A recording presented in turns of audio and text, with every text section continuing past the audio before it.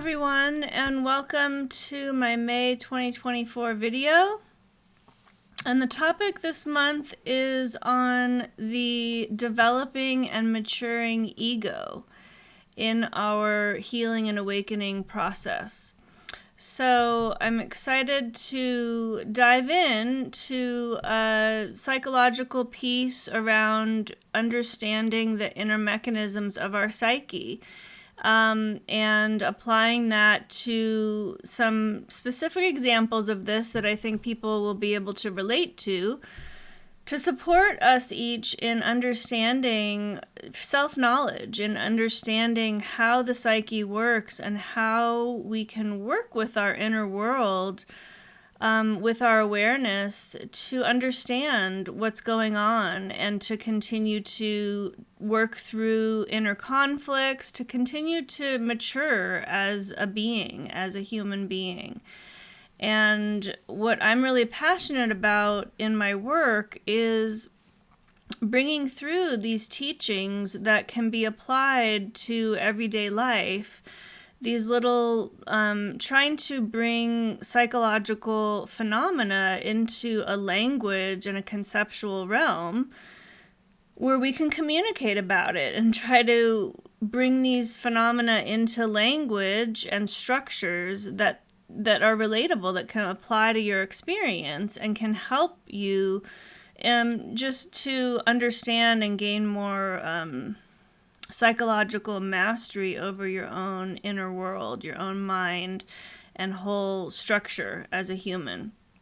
So that's going to be the topic of the day, and I am really excited to be here on the other side of this last 6 to 8 weeks, launching into spring with the eclipses and this Jupiter-Uranus conjunction, and just, wow, quite a quantum shift period that we've been in and that we're still in here. But it does feel like we're kind of on the other side of the huge blast-off energies, at least in terms of the eclipse portal and all of that.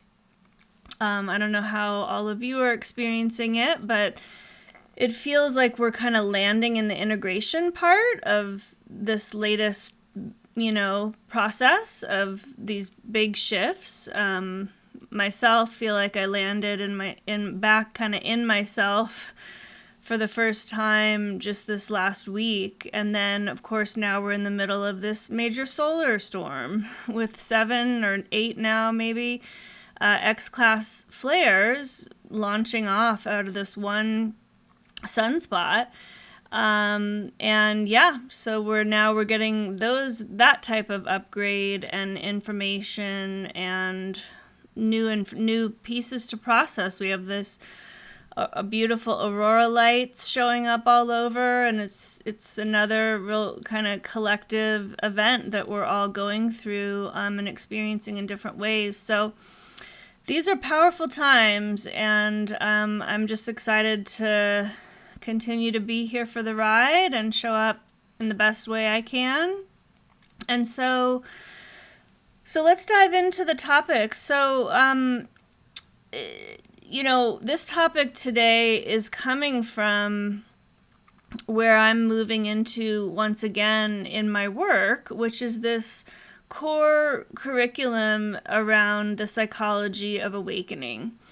And kind of just the last phase has been kind of flowing and kind of pulling back from this curriculum a little more, and just kind of, exploring different things, kind of coming back to just being open to what's next type of a space.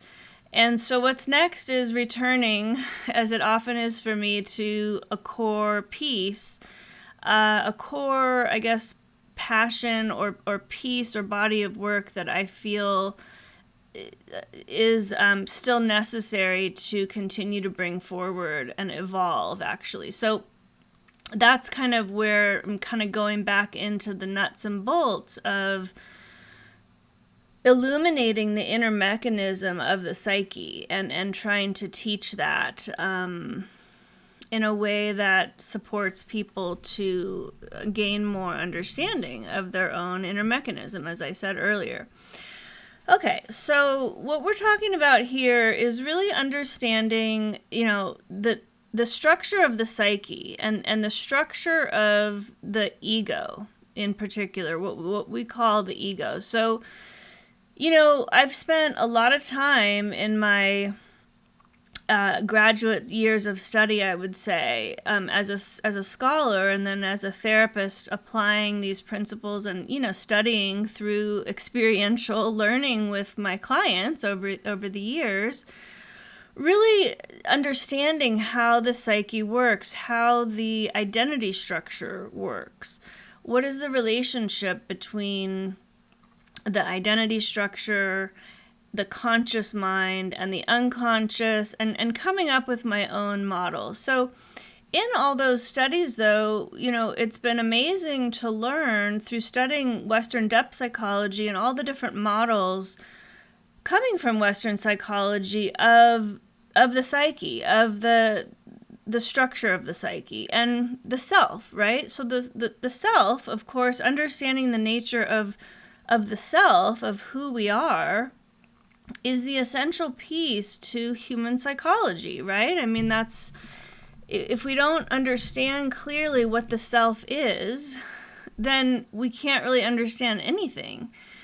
And the truth is that in the development of Western psychology, there really is not a super clear model. Now, there's a lot of wonderful things that are clarified around the whole structure.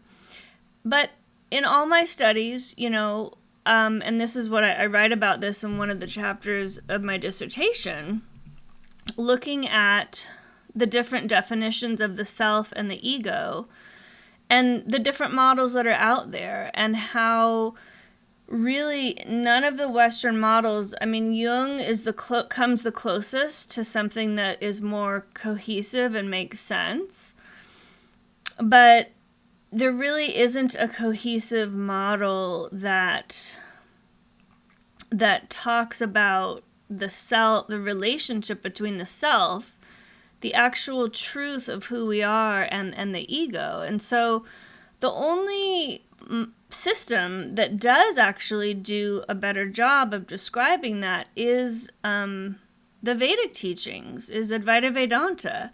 And there's a whole psychology implicit in those teachings, which is what my work has been all about, is illuminating that and translating that into a Western psychological language.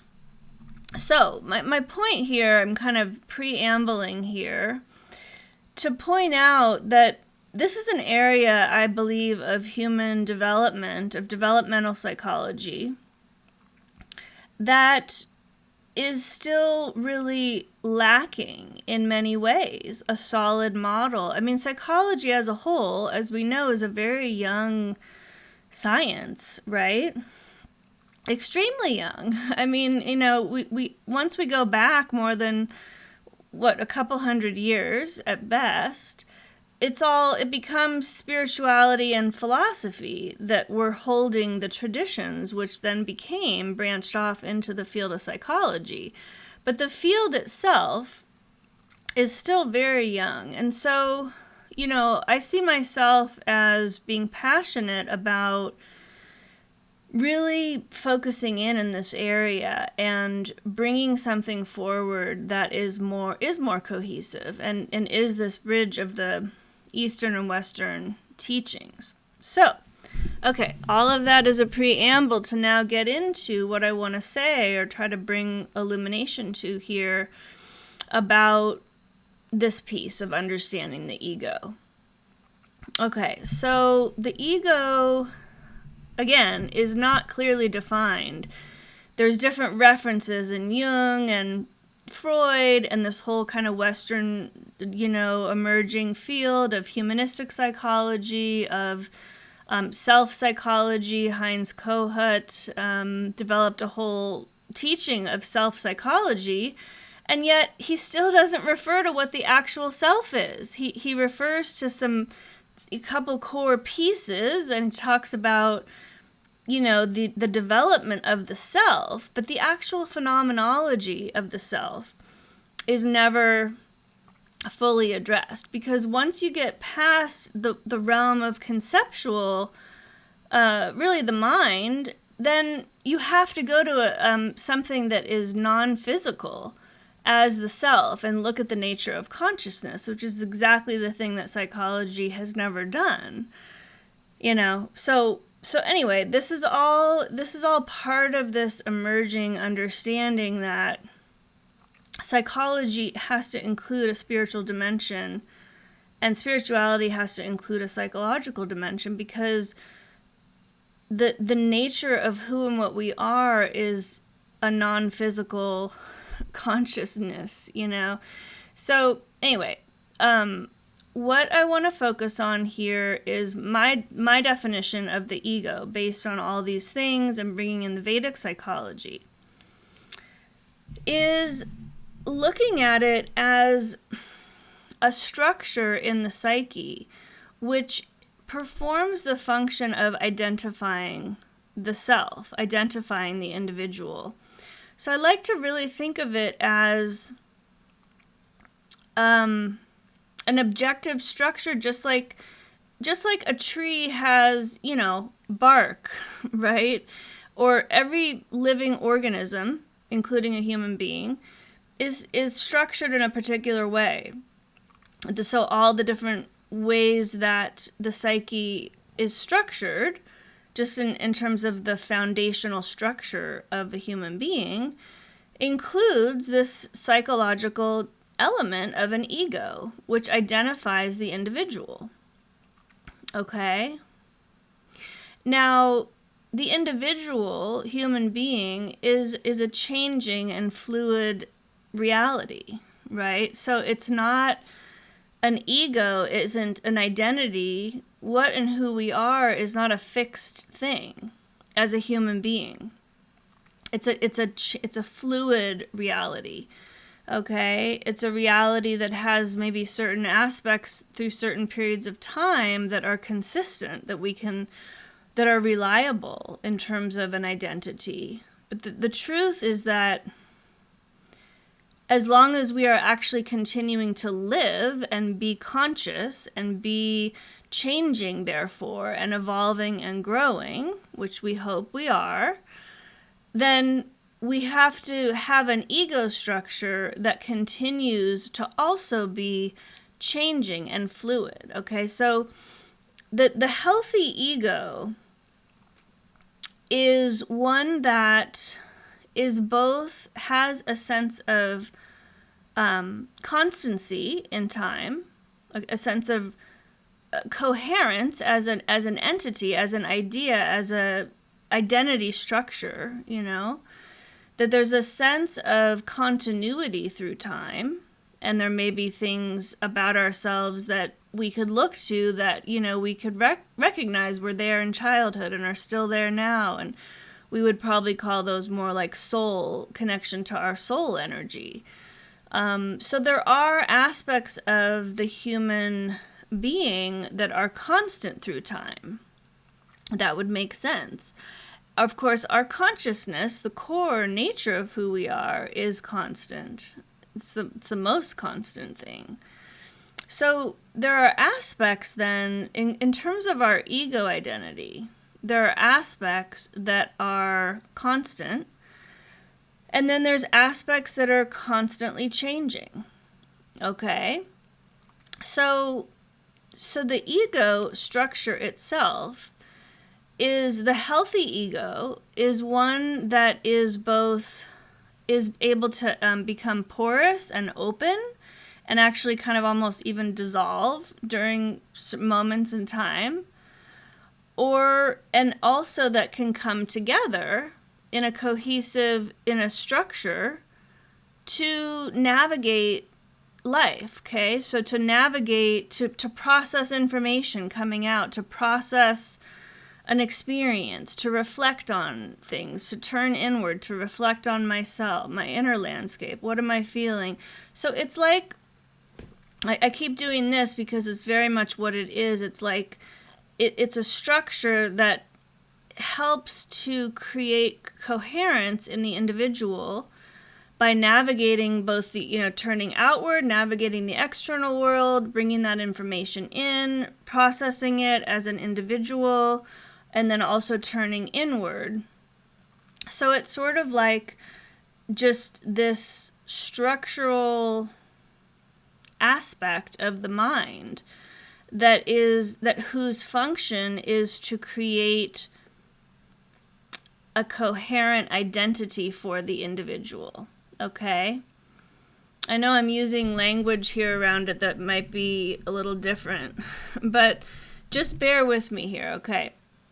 So what happens, so that's just, I'm just defining how I'm talking about the ego in this particular way, which is different than the mainstream ways that people talk about the ego and understand it, even in spiritual awakening conversations and in psychology. So now, okay, so I'm going to leave that there. So the next thing is looking at developmentally what's the journey of the ego.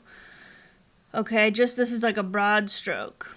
So basically, as we're growing up as a child, infancy into childhood, into adolescence, into adult, that whole journey from infancy to adulthood, so to speak, which is like 25 on a brain level, really more, I would say 30 is more that whole cycle.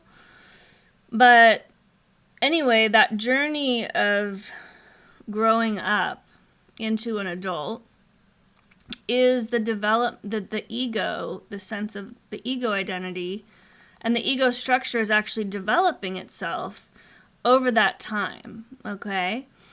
And the whole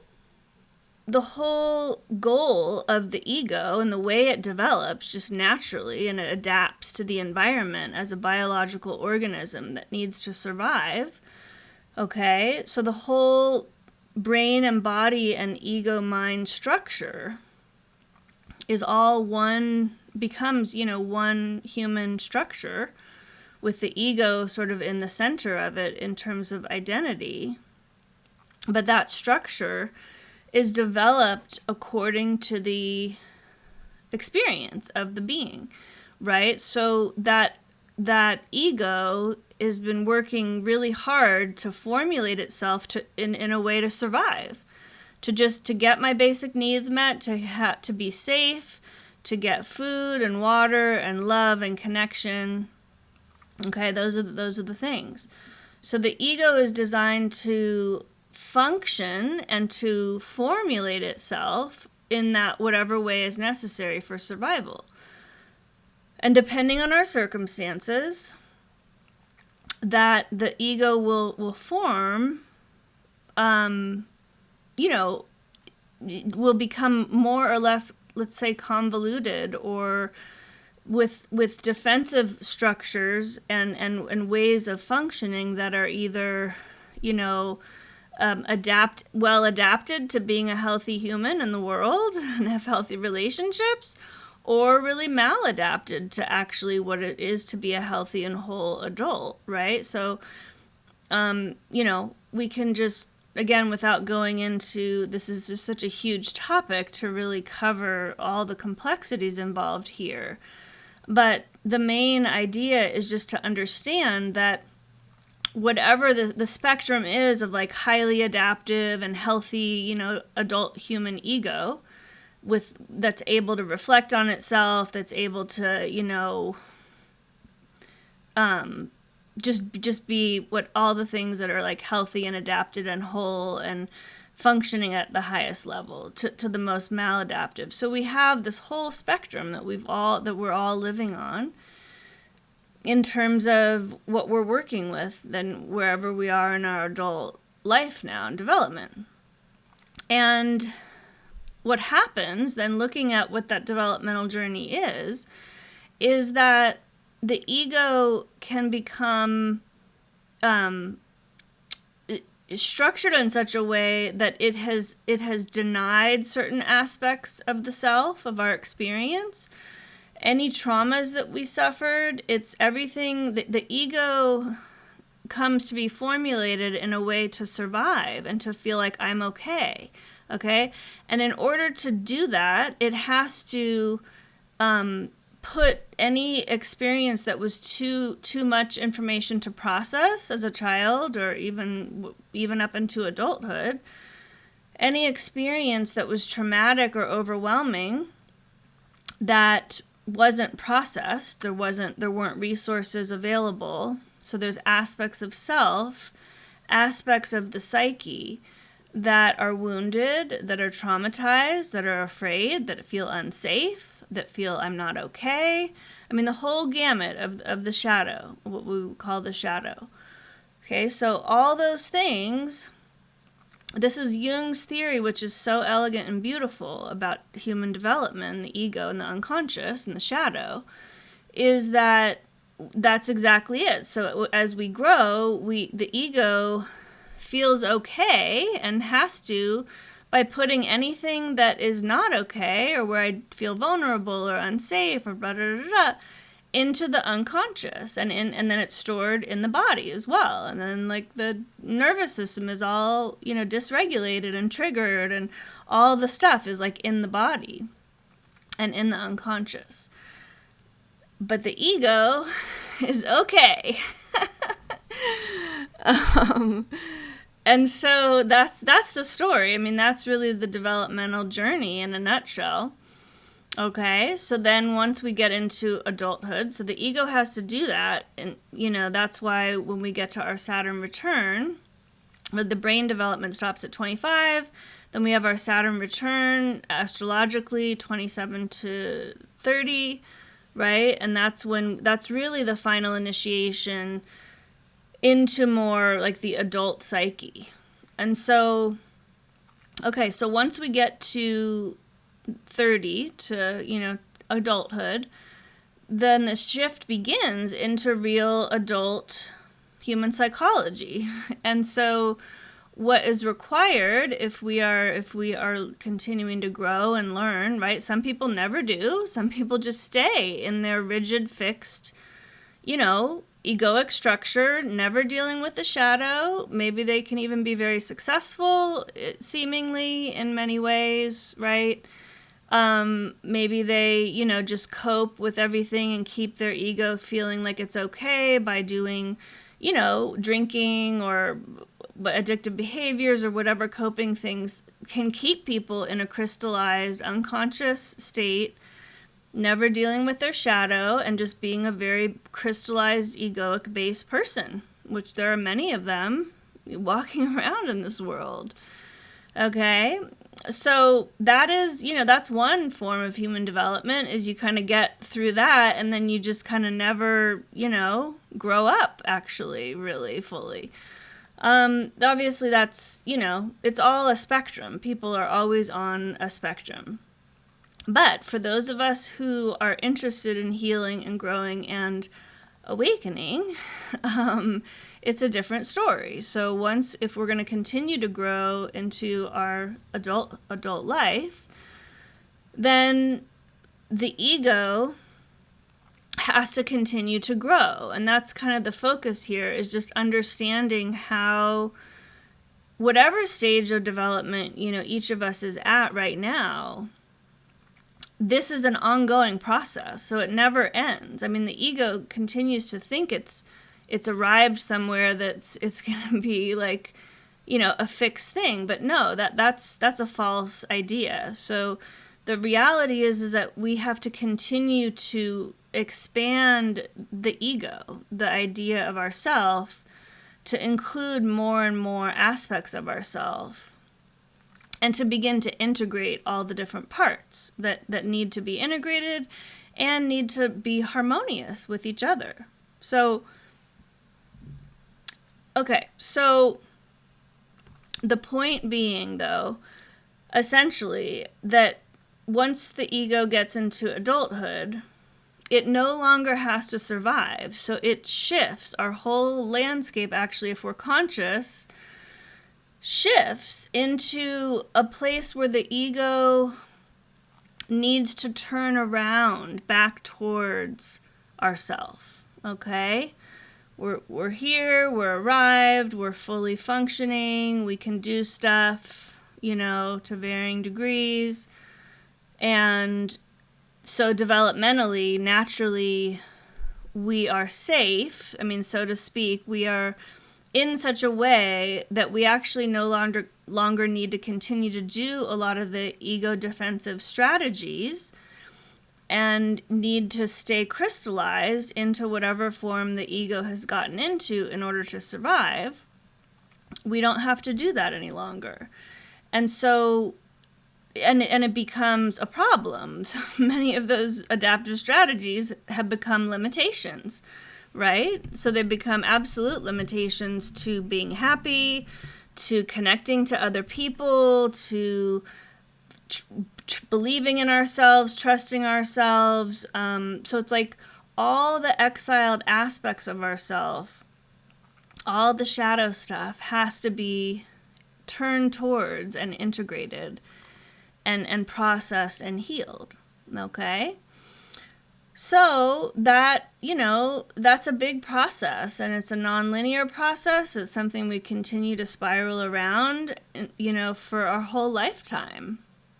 But what I want to emphasize here, and I know I'm kind of going like all over the place because this is like such an essential conversation of human development and healing, the whole thing. But I'm continuing to come back to wanting to understand why this is important to continue to see in ourselves as we continue to grow and heal. Because what happens is that, as we grow, we continue to discover more deeper aspects of ourselves that are in the shadow. We continue to have aspects of ourselves get triggered too, right? So sometimes, these parts of ourselves can come up from within, just our own inner awareness of our, mindfulness, whatever degree of actual mindful awareness we each have on a moment-to-moment basis, right? We can see what's going on to the degree that we're actually conscious of it inside. And when we see something that doesn't feel like it's, feels good or how we want to be, we see ourselves acting a certain way, we see ourselves, whatever. Or we can also get triggered, right? So that's the other thing. We can either see stuff directly of, wow, I'm this part of my mind that's thinking this way, this needs help, Or things, more oftentimes get triggered and activated by other people and by life, by just situations. So the point is, as we continue to grow, there's constantly new inner conflicts and things that come up that will be challenging an aspect of our ego identity, or our ego, which includes our ego defensive mechanisms. Okay? So, for example, I'll give an example for this. Like, I'll use myself. So, say you, as a person that's grown up in this world for whatever reason, and many of us, if not everyone, has this in this world, at least my generation, that you've come to, the ego, that the self has come to value self-sufficiency and being independent and self-sufficient and doing everything myself, because just out of whatever the context was that was developed. But there's a core value for not needing help from others and doing it ourselves. And we also have people who are the opposite structure, who are, that learned helplessness is more their core pattern. For myself, this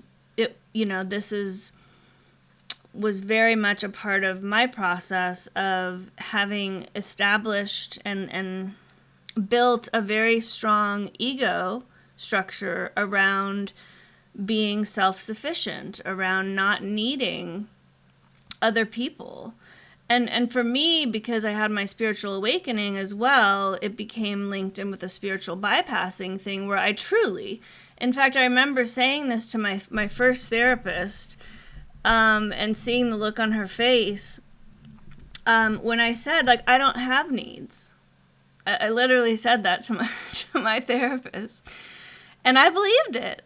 Okay? That was when I was like 28, I think.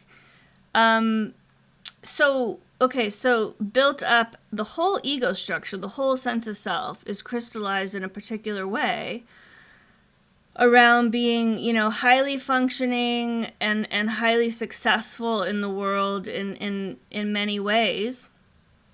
But all being structured on a core platform of not needing anything from others and doing everything myself. Okay? And then having an extreme health crisis come in and just level that ego, okay, again and again, and then over time, until the job was complete. But this is a perfect example, okay? This is like a amplified example of this, where the ego structures become crystallized around, this is who I am, this is my identity, and this is working for me, like this, this is great. Not being connected to the first of all, the untruth of that state of being, okay, because I do have needs and I am a human being and I need to be connected. I need, it was a very unconscious split and cutoff from really my humanity on a human level of being a human being. And so there's a conflict there, okay? There's a core conflict that's arising, is that I'm coming into a state of being where actually I can't even function for basic things, like could barely walk at times and literally had to be fed, spoon-fed food during certain periods of this time. So being so much, the reality being that there was a lot of need for help on every level at times. And there being an ego structure that had been built up around not needing anything from anyone, So this is just my, just amplifying this as an example. But this happens at the point here, just to get to the heart of this message, is that this happens in micro ways all along our journey. And so we all hit these different places in our process.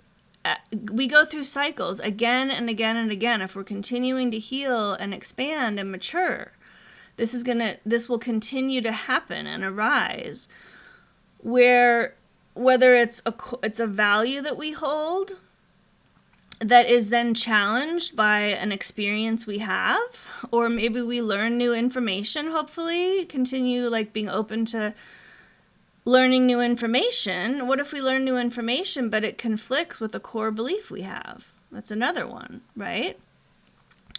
Or what if we have this idea or this certain value that we strive to live up for, but then all of a sudden, we start having a feeling or a perception or something happening inside our body in a situation that isn't matching this belief that we have about ourselves, right? So there's so many different ways that this phenomena shows up. And I hope this is making sense and people can relate to this, because it's just very common and it's really important because by the nature of the ego being identified with ourselves in a particular form, it's very hard to wedge and get in there and leverage when we start to get so identified with ourself in a particular form, okay, that's where the teachings on consciousness and the ability to witness ourselves, to even start to understand the ego, to witness the ego, to recognize when our mind or when we're in a state of being that is a crystallized ego structure, okay? And this is what's so hard about catching and being able to sometimes transcend these ego-based ideas about ourselves and these ego-based also defensive mechanisms of how we relate to others, and how we don't want to look at the shadow side or that part of ourself that is insecure or is insensitive or whatever it is. Okay, so then we continue to just defend against other people who are pointing out those things about us and deny and all the things that we do.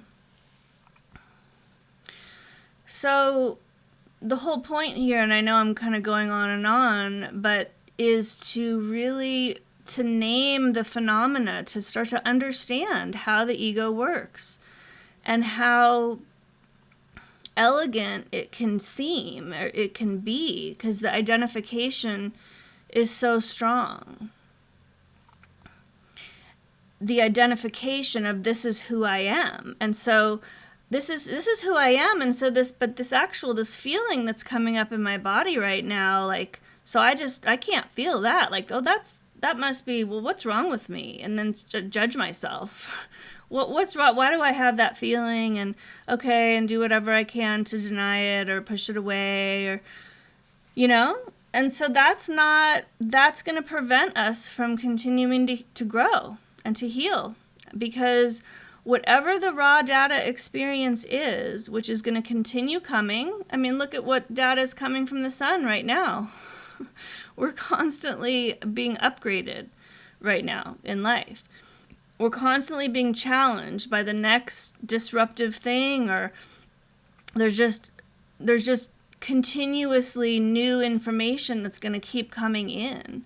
If we're going to be awake and aware and continuing to be alive and grow, we have to be open to the truth of our experience, okay? So in order to continue to be open, we have to catch ourselves when our ego structure identity, which is ultimately, it's not that it's not true, but it can just get rigid and identified in certain ways that then is preventing other aspects of ourself from being integrated or from being known, right? What about the inner child, right? The inner child is like the golden, the divine child, the essence, the joy, the creativity, the wonder, right? So the inner child has to be healed, has to be integrated in order to be whole as a human being, because it's containing this essential essence of who we are. If we don't heal the inner child, and the ego is, to whatever degree, still, hiding things and not admitting the truth in our heart, then we're still stuck, in something. And so the key is understanding the phenomenology of the human psyche and the ego structure and how it works. And it's very complicated. I'm just kind of doing a broad stroke here. There's so much that needs to be said to really understand this inner matrix of identity and the ego and how it all works. But the key is to just become curious, okay?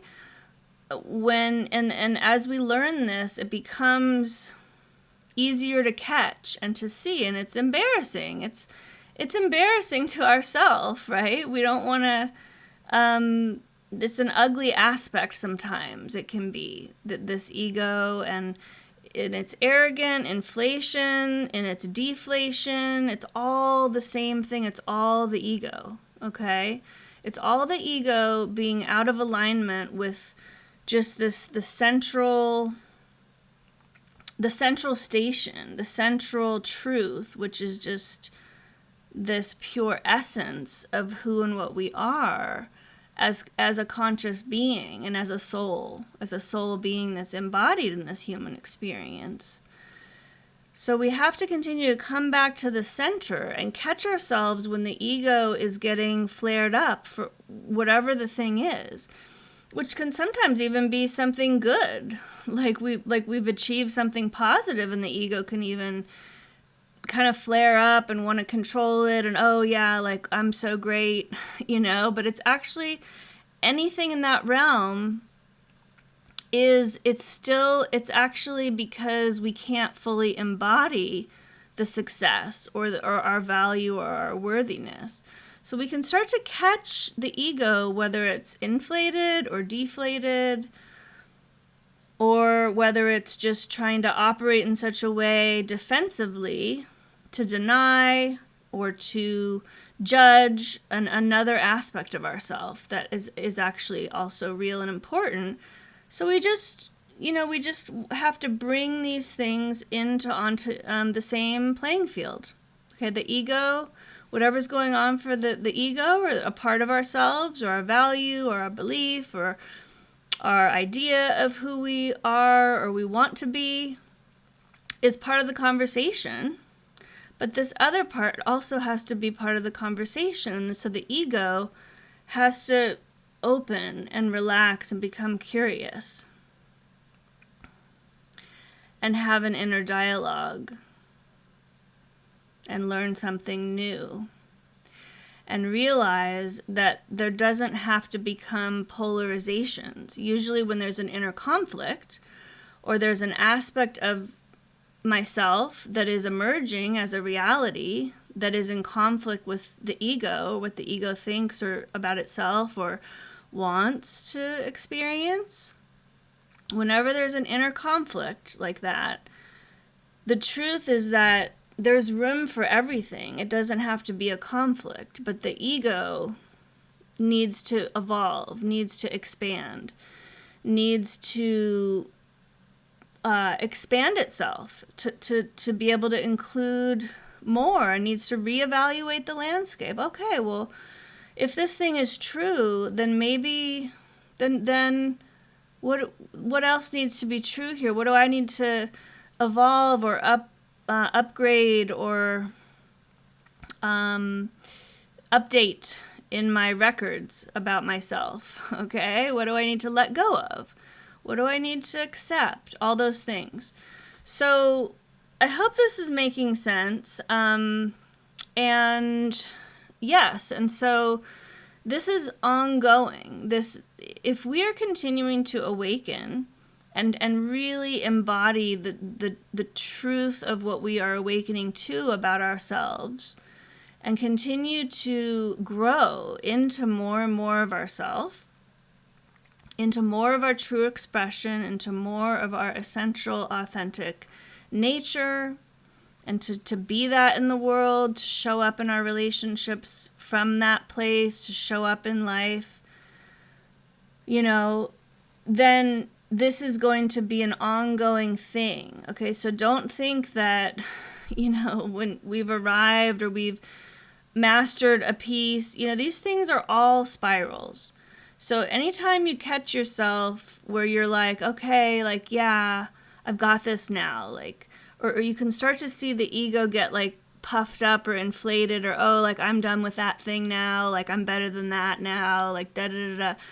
That's illusion. That's an ego trying to usurp an experience and think that it's something, something so great about me that I did this thing, and lo and behold, that thing will get triggered again, believe me.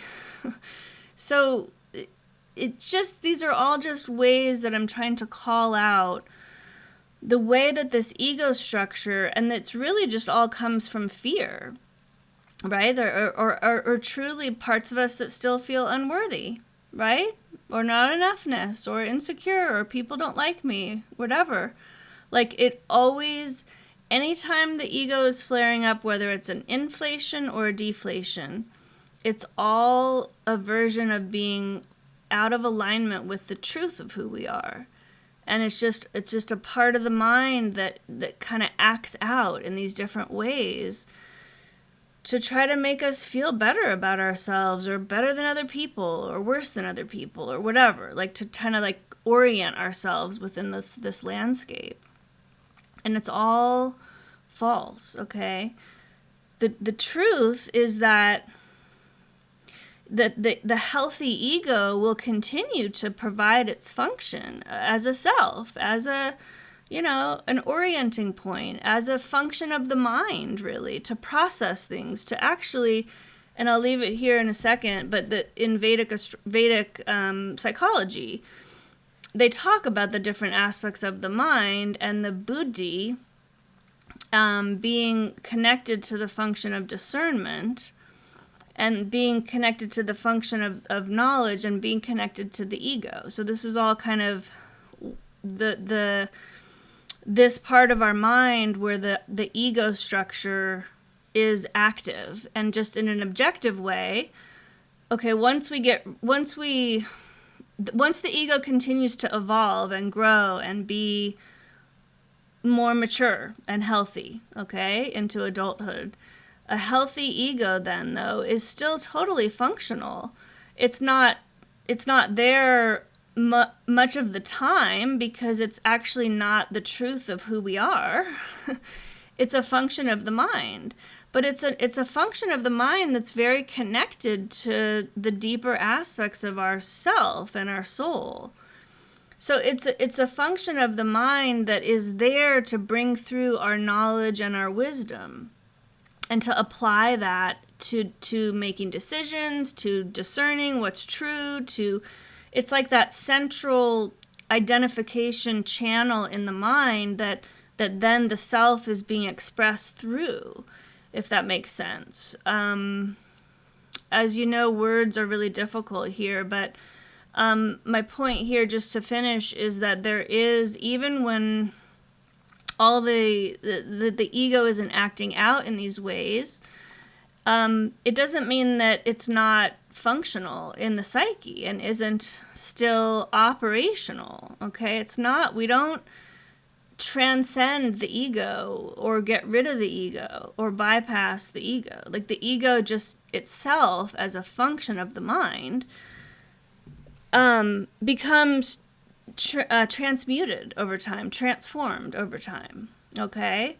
But for a healthy, awake, enlightened person, even, like, there is a healthy ego.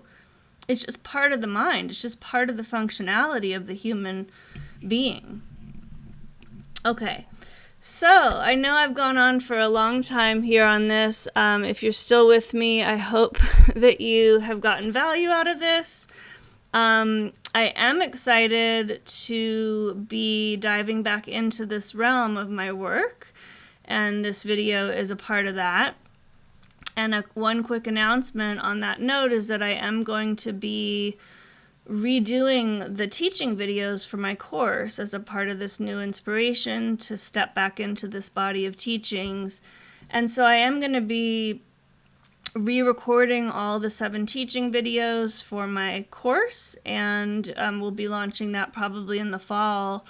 So anybody who might be, have thought about taking the course or might be interested in learning more, just know that that's going to be coming out probably in the fall. Okay, all right, well, blessings, everyone, lots of love, and I will see you next month. Bye for now.